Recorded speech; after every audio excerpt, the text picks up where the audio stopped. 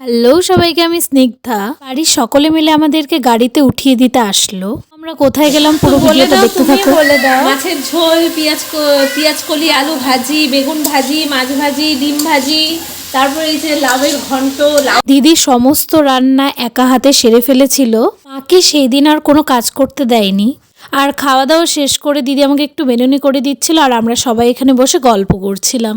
আর আমাদের বেরোনোর কথা ছিল 2টোর সময়, তাই তাড়াহুড়া করে রেডি সেডি হয়ে আমরা বেরিয়ে পড়লাম। আর এখানে সবাই আমাদেরকে গাড়িতে উঠিয়ে দিতে এসেছে।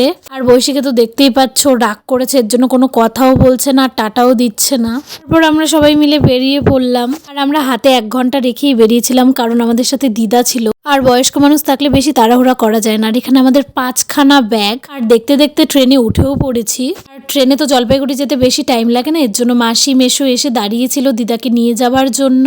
পর কিছুক্ষণ পরে আমরাও চলে আসি এনজিপি আর নেমে পড়ি। আর এখানে এসে পড়ে গিয়েছিলাম আরেক প্রবলেমে। এই যে এত ব্যাগ দেখতে পাচ্ছ, এত ব্যাগ নিয়ে কি সিঁড়ি পাওয়া যায়?